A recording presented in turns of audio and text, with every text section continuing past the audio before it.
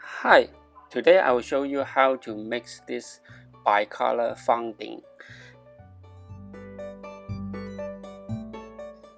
To make it, you need the following materials. You need 7 pieces of this small gold nuggets, which will be placed inside the Fang Ding, and 6 pieces of squares like so, which has 2 for each pattern, and totally there are 3 different patterns. The first one you see here has the wing in silver, and the color attached to it next to it is also silver. The next 2 pieces is the same as the other one, but it has the silver wing with the golden color next to it, and this one has the gold wing with the gold color next to it. The rest of the tutorial is very straightforward, so just enjoy the video and the music.